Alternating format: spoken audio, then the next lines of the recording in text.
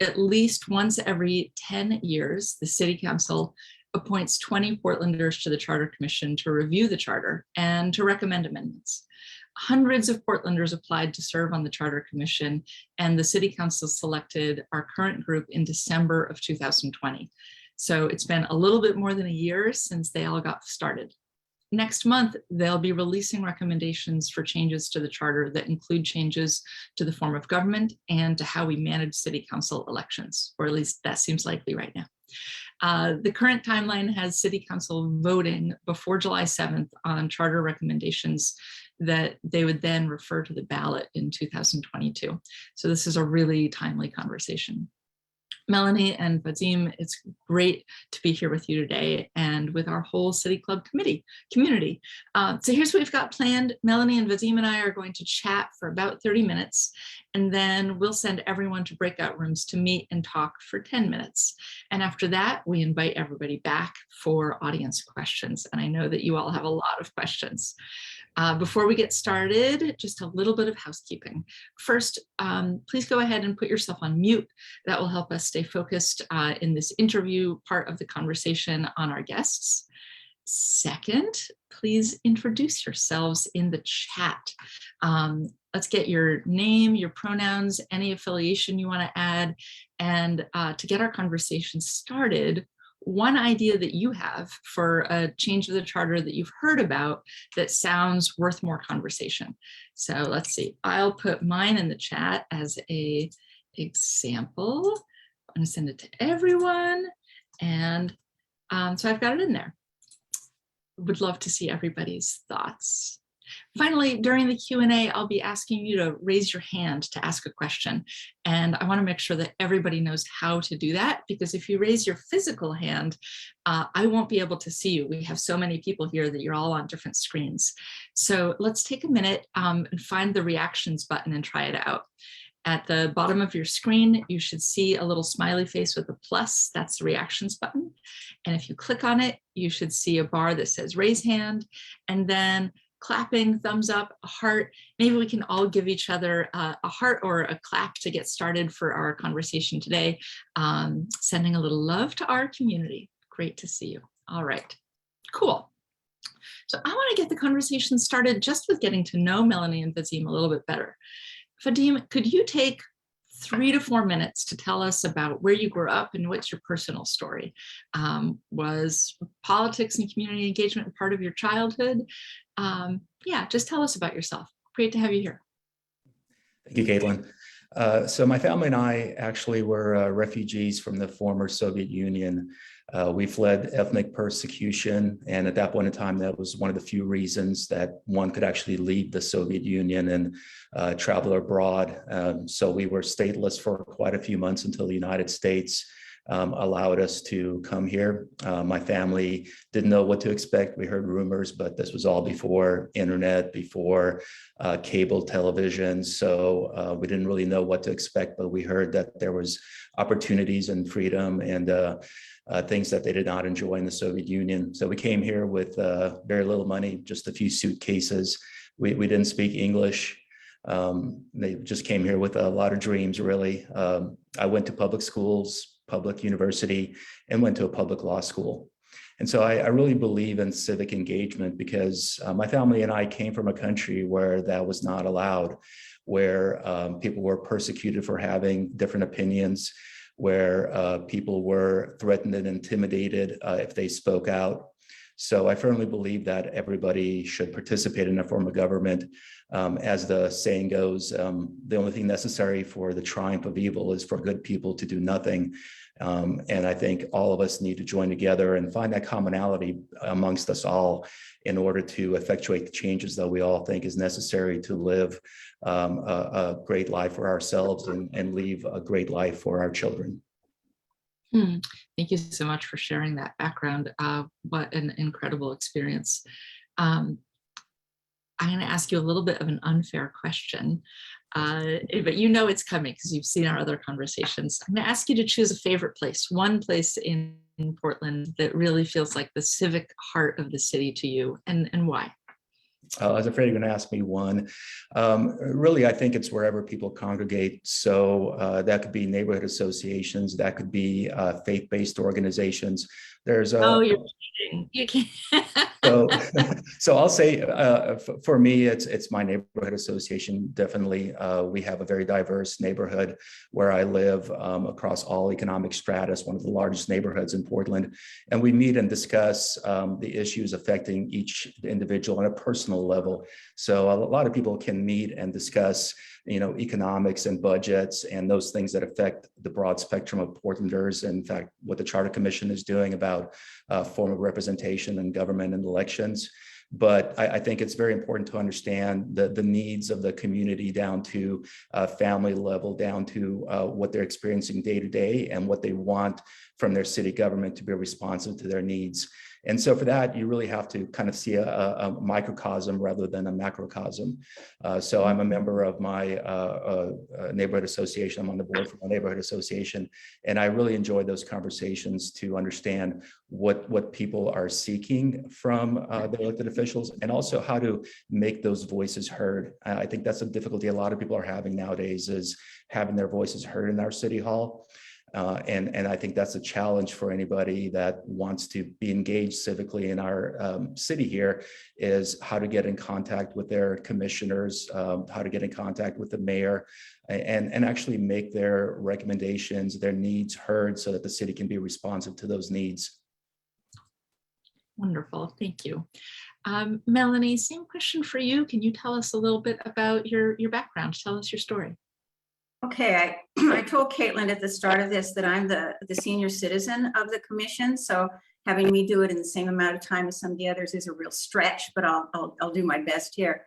I was born and raised in Portland, grew up in the Woodstock neighborhood, attended Cleveland High School, got a BA from Portland State University in history. I then went on to the London School of Economics. And what I was really interested in, always, my interest in history was a combination of political history, but not so much the policies, but understanding how you inspire people to approve of those policies, to carry them out, and for those things to become sustainable. So at the London School of Economics, I was doing a combined master's of history, politics, and law. And we were actually looking at the formation at that time of the European Economic Community, which went on to become the European Union today.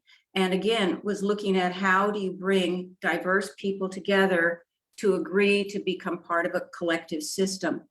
I also met my husband there at a foreign students party. He was from Korea. He still is from Korea now that I think about it, and I'm from the US. From LSE, I went to Harvard, where I was I got my PhD again in history. What I was looking at then, again, was political history, but again, this issue of how do you get people to support you? And I was hired while I was there by the Kennedy School of Government at Harvard to direct a 3-year program, direct research for a 3-year program on the uses of history in public policy. And one really interesting thing that I did while I was there was that I directed the research for a project that was requested by the newly elected Reagan administration to study transitions, presidential transitions throughout history, so we could learn from those examples in history what makes for an effective transition and what does not. In 1985, when I was hugely pregnant, my husband joined the Foreign Service, and we spent the next 30 years living overseas, primarily in Asia, in 7 countries, each one with a different governmental system. During that time, I taught in universities and worked as a negotiator. That's a topic for another time. What I actually want to bring up here, because I think it's relevant to the Charter Commission, are just 3 places I lived very briefly, because my life abroad became not my teaching abroad, but my education abroad, that I feel is really important in understanding what we're doing now with Charter. Our first post was Hong Kong, which had just begun. It was in the first year of negotiating the the transition from being a British colony to being a Chinese city, and the whole issue of how would they turn it into something that was sustainable. The question is whether they did or not, but it did last as a relatively independent city for about 35 years.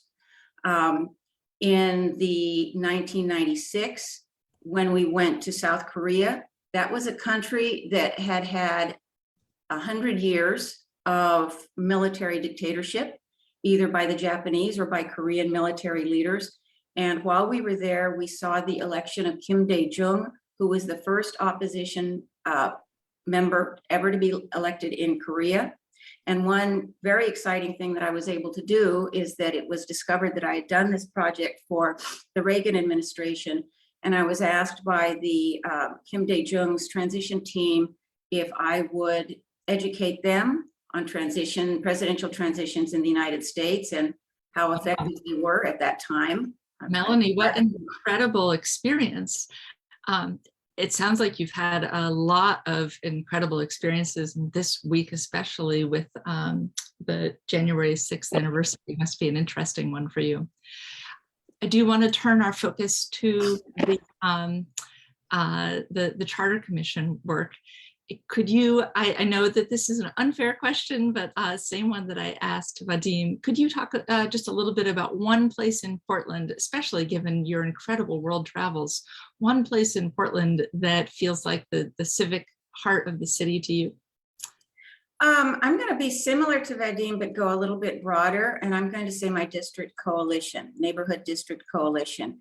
And what I find interesting, challenging, and delightful about being part of a district coalition is, unlike in my neighborhood, I'm also with my neighborhood association, of course, but we all share pretty similar geography, pretty similar interests. When we move to the district, we're looking at radically different neighborhoods who are trying to work together as a district. And so you're seeing that same issue of having to deal with people from diverse neighborhoods, diverse backgrounds, who still are working hard to find a way that they can move forward together for the good of the whole district or the whole city. And I find that quite inspiring. Wonderful. Well, it's really great to have you both here. Let's dive in on charter reform.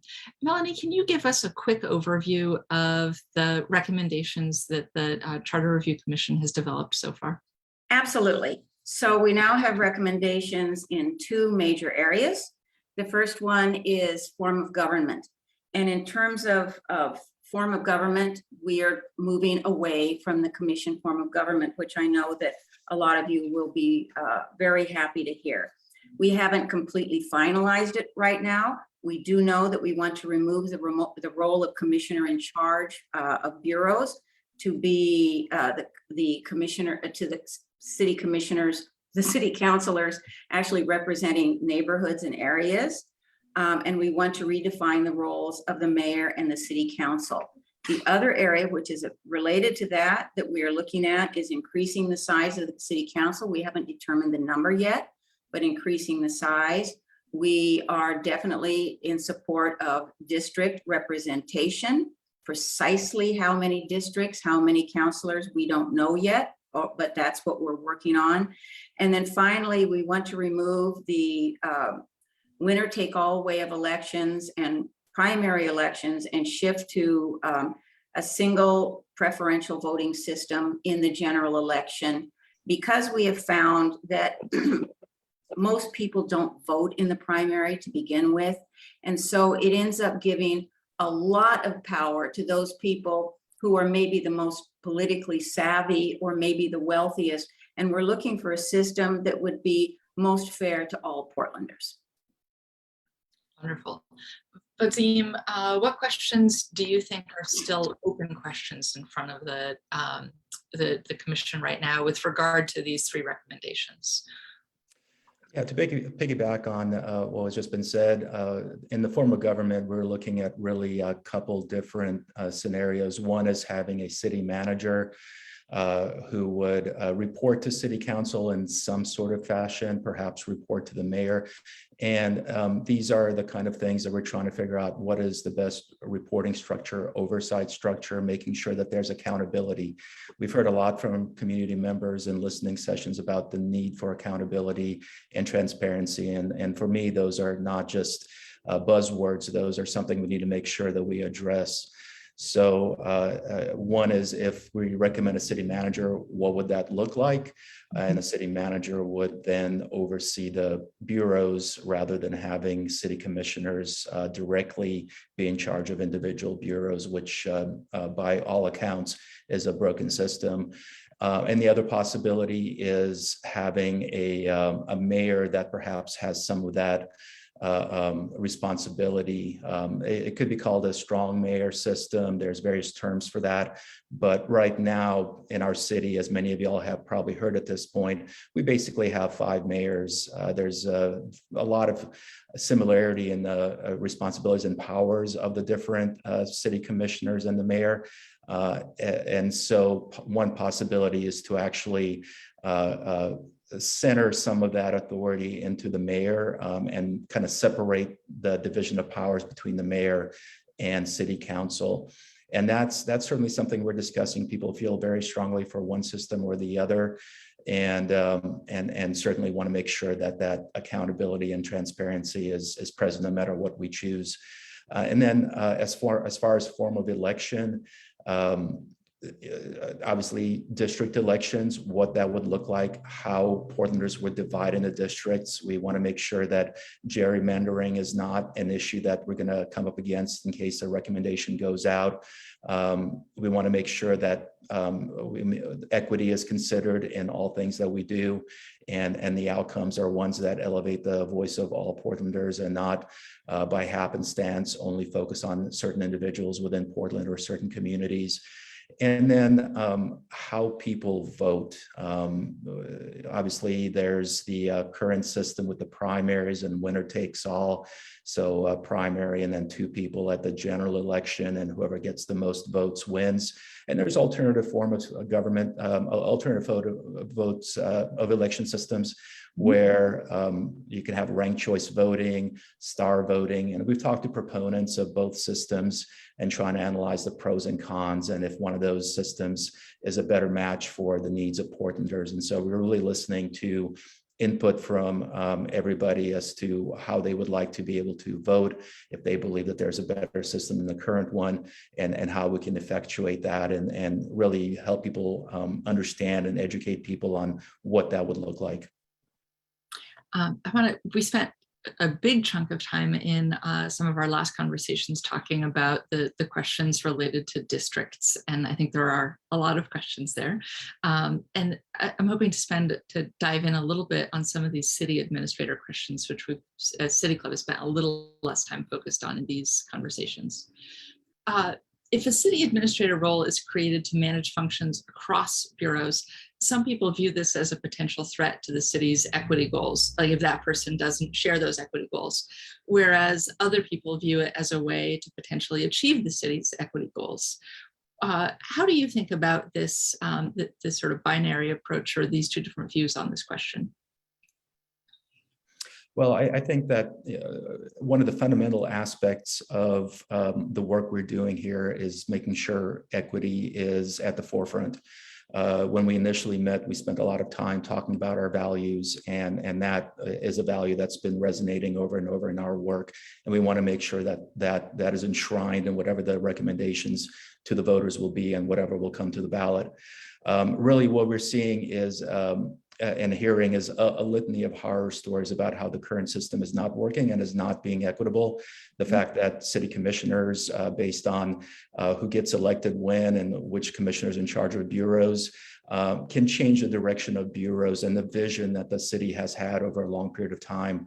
And we've just been hearing really a litany of horror stories from bureau directors about circumstances where that's taken place. You know, to give an example, the police chief said that it's easier for the police bureau to buy a ladder than it is to ask the fire bureau for a ladder because of all the bureaucracy that they have to go through, and it has to go to the commissioners and staff and get authorizations and things like that. Or improving a sidewalk would entail several different bureaus, trash services, graffiti removal, all those things are scattered amongst different bureaus.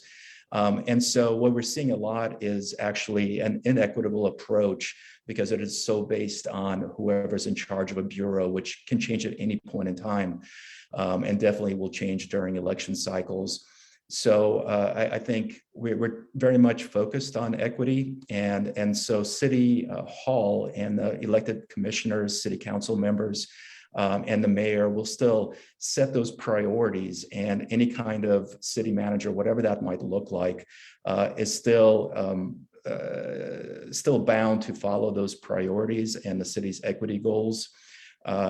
So there's a framework that the elected officials will set and a long-term vision that they would set. But the day-to-day stuff where it's making sure that the bureaus are following up and making sure that the bureaus are responsive to the needs of the communities, making sure that the bureaus are meeting those long-term goals. There's probably a professional individual out there, as many cities around the country have, that is well-versed in being able to make sure that that actually happens, rather than individuals that at some point in time have never managed large offices or managed large businesses or managed large groups of people, who all of a sudden are put in charge of these very large bureaus as CEOs. And so, we've talked to all the elected officials, the auditor, the mayor, the city commissioners, and all but one said that the system is broken and needs to be changed. And I think they all have the best hopes for Portland as far as equity goals go, but it's definitely inequitable in the current circumstance. Can I just add something onto equity? Because in our community listening sessions, what we are hearing overwhelmingly from people is that they don't feel that they are being represented. We hear this largely from people in the Southeast who say, no one comes from where we are, no one understands what our problems are. They may make decisions based on what they think is important, but no one is listening to us. And one of the reasons that we are pushing hard for district-based elections is not simply so that commissioners aren't in charge of bureaus, but also because those people represent different neighborhoods in Portland, not just the most well-heeled of the neighborhoods. And that's very important. Another reason that we are looking at multi-member districts is because that gives a greater chance for minority voices to be heard. So absolutely, I agree with Vadim. Equity is front and center in our concerns, but not merely in the area of running the bureaus, but throughout the whole governmental system. Great. It sounds like you have a memo that you're hoping to complete at the beginning of next month that will bring forward some of these recommendations. And then there are a few more months after that to refine them. And it does sound like there are still some big questions left in front of you.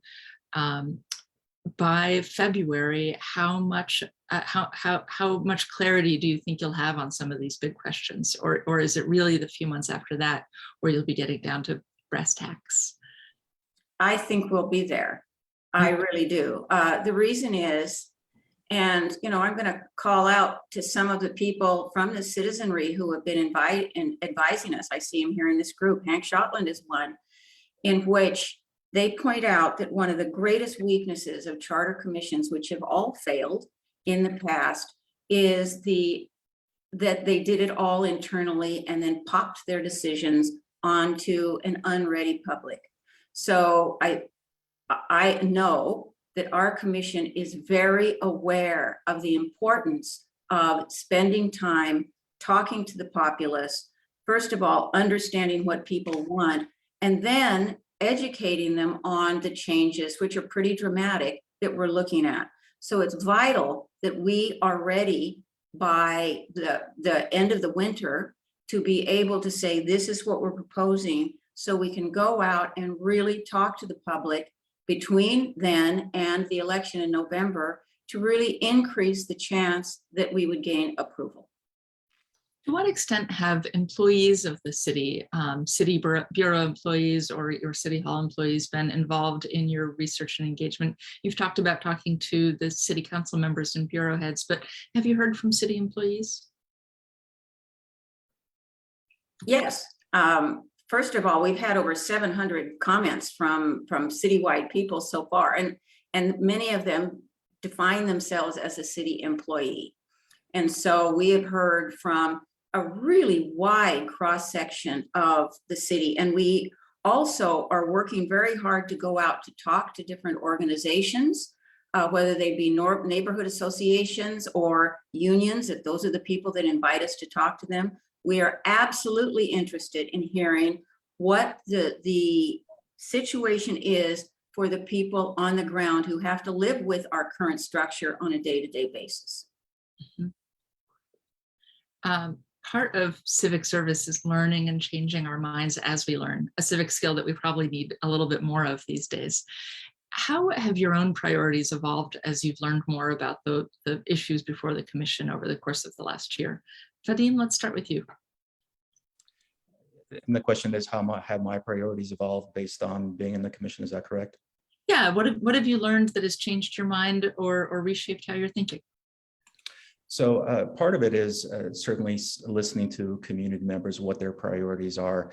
We all have our own networks where we've been reaching out to, but there's always blind spots. And so hearing from individuals that are across a broad spectrum of society that represent different groups as well, different community groups, different nonprofits.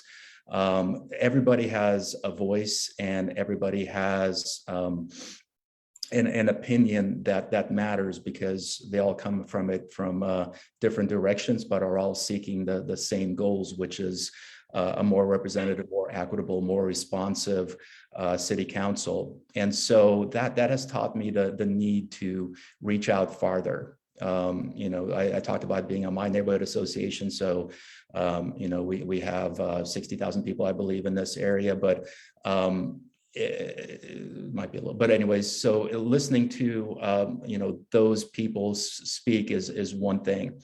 Listening to people talk about what they like in their neighborhood, but how much do we actually reach out to areas that have different opinions and different beliefs and different needs? And that's, I think, something that we should all pay attention to, not always being in siloing, as many people talk about, how our government in some ways silos individuals and silos voices, but reaching out across different communities and listening. And so I've made it a point over the last few months of reaching out to different communities and hearing from them. And I'm talking about Far East Portland, West Portland. I go to wherever I'm invited to either speak about the Charter Commission or about anything else. And it's not just about speaking, it's listening. I think that's of the prime importance for anybody that's trying to understand the needs of people and be able to find solution to those needs or respond to those needs. And so I think that's something that I'm constantly learning about, and the Charter Commission has spotlighted where are those voices, who is amplifying those voices, and how do you reach out? Too often people expect people to come to them, whether in a forum such as this, City Club, which is doing a great job of today, especially bringing a lot of individuals, which hopefully we'll hear from, but also going out to those communities, whatever that might look like. So you're not always sitting, in a chamber in City Hall waiting for people to come to you, but reaching out and listening. And that's something that I think being in the Charter Commission has kind of put a exclamation point on in my life. It sounds like it's really underscored the importance of civic engagement for you. My question is a little bit different. Is there any issue or policy that you've changed your thinking on based on what you've learned in that civic engagement? Is there anything that you changed your mind about? I have, and that is, I knew nothing about multi-member districts. I'd only experienced single-member districts. And actually, it is through the amount of deep research they have us do looking at the experiences of many other cities, understanding that it leads to multi-member districts, lead to a much more representative system for all people within the community, whether that's race-based or gender-based. One very interesting thing is that on the whole, people are more willing to vote for a woman if they have two people they can select rather than simply one person. And we've seen that in presidential elections. So yes, multi-member districts, I absolutely have gone full circle. Not full circle, half circle. I agree with that completely as well. You know, one of the main complaints we hear about is that people don't know whom to reach out to when they need something, and also a lack of response from their elected officials. And so multi-member districts, and especially district voting, gives people somebody to vote for that's living in their own neighborhoods, their own area of Portland, and they will know directly who to reach out to if they have a problem and who needs to respond to that. Wonderful. We're about to get ready to send our audience into 10-minute breakout groups. And this will be a chance for everybody in the audience to meet other City Club members and talk about what you've heard so far. And also, what do you want to know more about? When you come back from your breakout groups, we'll have a chance to hear from the audience with questions for Melanie and Vadim. And I'm going to get us started with one question that was in the chat. How optimistic are you that form of government will make it to the ballot this fall? 99%? No, 99.9%. That's pretty optimistic. Do you share her optimism, Vadim?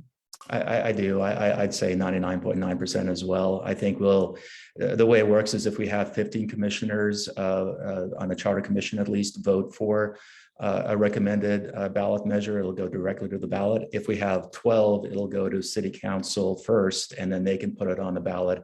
We will definitely have, in my mind, 12 people vote for a particular recommendation, and I feel strongly that at least 3 people on City Council will put that on the ballot. And I also feel very strongly about getting 15 people on board. I think there's a lot more commonality than differences at this stage. Can you say whether or not your understanding is that this will be a single ballot measure or multiple with different topics? We're aiming at 2. Sorry, Vadim, go ahead.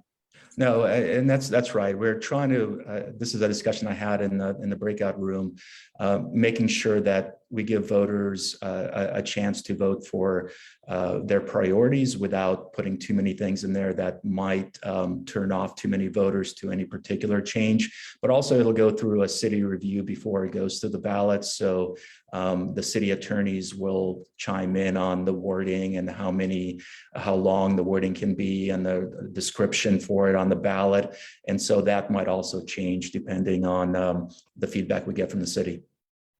All right. I'm not yet seeing anybody with their hand raised, which is very unusual. We don't usually have a lot of wallflowers in our city. Ann Barkley is raising her hand physically. Oh, okay. If you're raising your hand physically, I cannot see you. So please do use the reaction button at the bottom with the raise hand button. Marcia Schneider. Hi, this was a question I started to ask in the breakout room, and we didn't quite get all the way through it, but I think it may be interesting to everybody. This concept of multiple commissioners in a district and how that would work for representation and accountability. I would like to hear more about that, and I think that's a novel and an important idea. And Melanie, I tried to address that answer earlier on. So if you want to take a shot, and then I'll kind of chime in where we left off in the breakout session. Okay, so the interesting thing about multi-member districts is it really, to be successful, needs to be combined with some kind of preferential vote system. What we really do have right now is one giant multi-member district, which is Portland. But let's say we have Southeast, it's a district, and Southeast is allowed to elect 2 or 3 members. If people are allowed to vote preferentially rather than winner take all, then you might get a system in which The top person is represents the majority of that group. The majority might be a certain economic level or a certain race level, a race or something like that. But there is also space for two other people. And so in terms of people voting, the person who comes in second, who ranks as the second in that, might be someone of a different, representing a different group. And so looking at far southeast, for example, where you have a large population of Latinx people, you also have a large Asian population, rather than it having to be one or the other, it gives the opportunity to have both voices represented. And so we move from representing 50 plus 1% of the population to being able to represent 75, or the choice of 75 to 80% of the population, thus being more equitable. How it works in terms of accountability is that those three people would all be accountable to your district, just in the way that all 4 commissioners and the mayor are currently accountable to Portland, but this would be in a much smaller area. And in general, the person that you elected who represented your interest, you're going to see as the person that you go to when you have issues. Vadim, add on as you wish. No, that's a perfect response. Based on the feedback we've had from people that have studied these, the more representation you have, the more multi-member representation you have, the better you lift up all voices and making sure that you include different communities in the representation at City Hall. So we're trying to balance that with the current form of government and find what that number should be. And of course, we're listening to community input. So please come to our community listening sessions in the charter review. We have one tonight and we have one coming up, but we're Vadim, they're full. Oh yeah, well, come listen at least, but we'll have more in March, more in when we actually start discussing the possible recommendations as well. So, but anybody can participate. Input might be full, but you can certainly chime in and listen and add to the chat possibly. But in any case, these are issues that from people that have studied election systems have told us that this would improve representation in Portland. And I think that's what we're all striving for. Now, whether it's easier for people to reach out to, 4 commissioners in City Hall or someone from their district, I think there's different viewpoints on that. But I think also the countervailing aspect is that if a person lives within your district, they maybe understand better the needs of your district versus somebody that might be living across town or have been elected based on constituencies that don't really represent you. Great. I'm actually not sure what order our questions are in this top row, but I see your hand. So I'm going to start with Tom Dyke and move across the row that direction. And hopefully I've picked the front of the line. Tom, go ahead. Okay, thank you.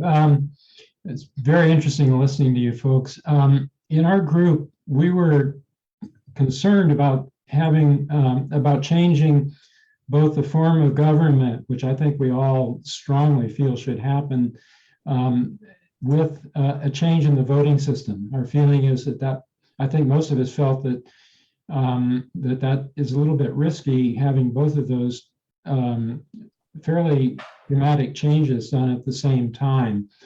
And I think probably a few of us are a little less convinced that ranked choice or single preferential voting is the best thing to do. So, but I think the main thing that most of the people in our group were worried about was having those two major changes, one in the form of government, the other in the voting system, done at the same time, and it could result in the defeat of the whole process. Tom, do you have a question? I can respond. Tom, those are going to be separate issues. So we are going to separate the two, and the thing that will go on the ballot is changing the form of government. Another issue that will go on the ballot is about the election system. And so it is altogether possible that one could be approved and not the other, but they will not be combined for the very reason that you raise. It raises too much complexity. Do you think that I mean, even having them on the ballot at the same time, though, could that result in the same kind of I complexity? think people can cope with what they like and what they don't like. And if they like one, they'll vote yes. If they don't like the other, they'll vote no. Yeah. And Tom, those are very valid concerns, and it's ones that I've heard from other people as well. And I think the challenge before us on the Charter Commission is to be able to stratify those, whether it's two possible ballot measures, and I'd say it's even possible to have 3 or 4. We can kind of break it out. And that's certainly one of the aspects that I want to bring up as to the best ways to allow voters to make choices with respect to their election system, and also, as I termed, make sure we don't have death by 1,000 cuts, which is individual voters disagreeing with a part of a measure rather than disagreeing with the measure as a whole, and that's somehow defeating it. So I think more choice is better than fewer choices, but that's a discussion we'll definitely be having in the next month or two. Chris Kobe, what's your question? Thank you. I'm delighted to hear from both commissioners that these are going to get on the ballot. I think it's very encouraging. Congratulations on your work. The question we had was, you talk about 2 ballot measures for the November ballot. Does the commission either have or could it suggest that there be ballot measures for further reforms on additional elections? Thank you. And we have, Chris. When we got together, we learned that certainly the Charter Commission is very diverse, but what that also brings is a diversity of visions for Portland. And so certainly we had the big issues that we're discussing today for the most part, but we also had focus on racial equity, disability equity, ascertaining whether the city auditor should have a little more insulation from the political process, and even things like, should there be a community bank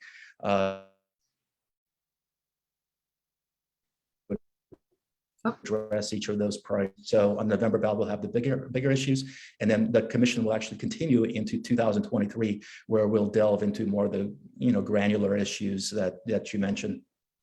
Chris, there's a phase 2 that is starting in the late winter, in which we will look at issues for a subsequent ballot. One of the top ones being bureau alignment, which is a big issue everyone's raising. Jackie, do you have a question? Oh, you're on mute, Jackie. Can you hear me now? Yes, we can. Okay, I was unable to participate in my group, but it was concerned with issues in Old Town, Chinatown, which is where I've worked for the last almost 25 years. And my concern, I originally came from Chicago, or at least part of my youth, I lived in Chicago. So I am very familiar, with the council, strong mayor, a city manager kind of form of government. And I felt that it was certainly more functional than what we have today. But the question that I've really been concerned about, and is being raised here in different ways, is whether or not the enlargement of the council, which I think is really important, and districts that are set of representation, whether the intent here is to still concentrate, the power and the sort of place of gaining information at City Hall. We will keep referring, to relating to City Hall. And it seems to me that if you begin to talk about representatives in various districts, it begs the question, it even suggests that you would be concentrating at City Hall. You should be thinking about establishing neighborhood offices and to have multiple representatives who can respond directly to their constituents. So this is a second way of ensuring that all voices are heard. That if you've got neighborhood offices, plus it's also a way, and I saw this in Chicago, these ward offices were places where you could begin to cultivate people in city government. You can encourage young people to get involved, to want to be involved, and then you decentralize it as a way to really to give more power to the people.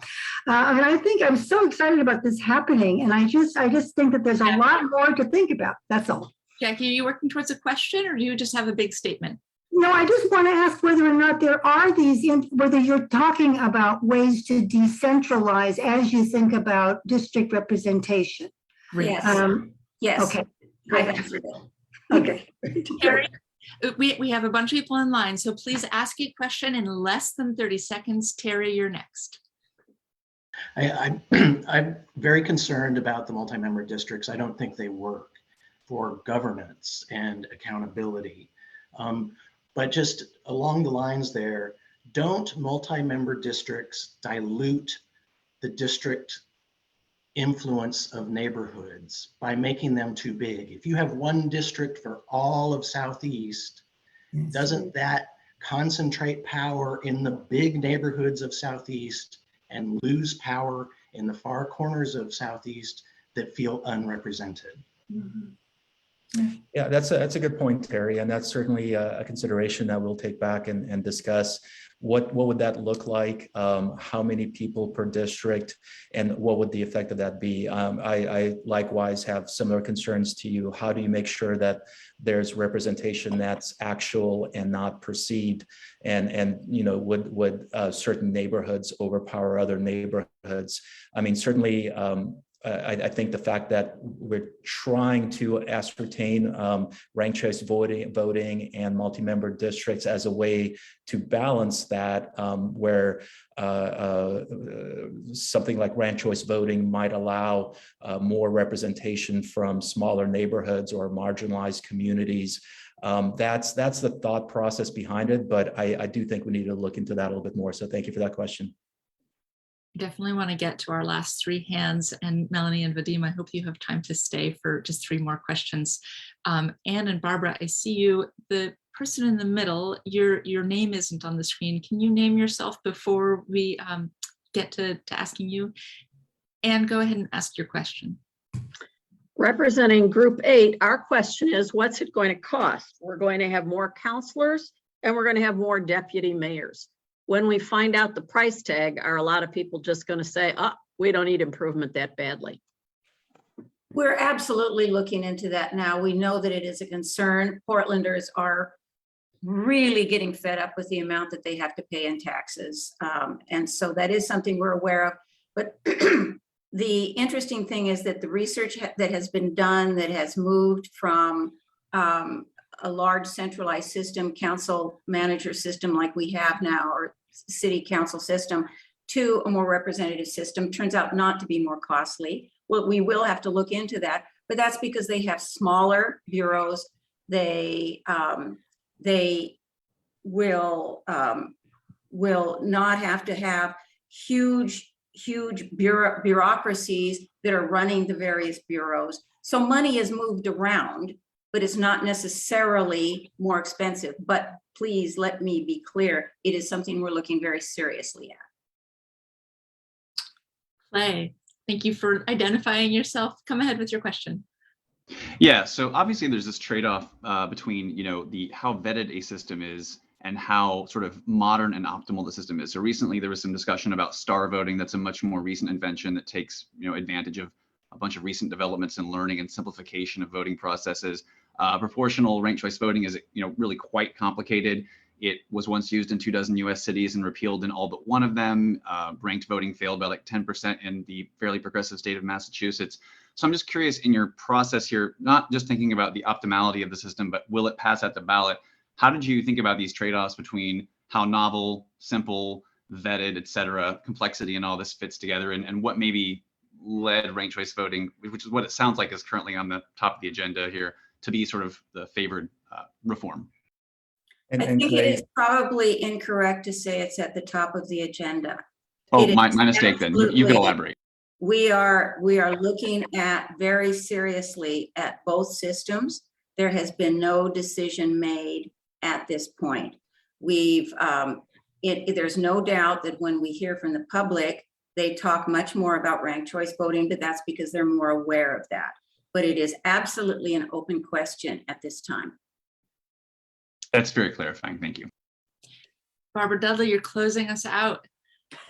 It's a very simple question, but it goes to the thing of how much can the voters handle in one particular initiative. And so the question is, when you put before them the doing away with the commissioner system, are you also including in that the strong mayor or city manager, that question? Or is it simply doing away with the commissioners? It'll include both. Yeah, there'll be one recommendation about the form of government or one ballot measure about the form of government, and then we'll see what it looks like on the election format. Could be one, could be two. I still haven't quite decided, and we'll get some input on that. But I think the two go hand in hand. It's not just doing away with the Commission for Foreign Government, it's what that would be. And that's kind of what we're delving into. There really is a slight division within the Charter Commission right now as to what that would look like, and the levels of authority and safeguards in place and accountability. And you know, we'll see how that pans out. But whatever that would look like, it'll be one recommendation.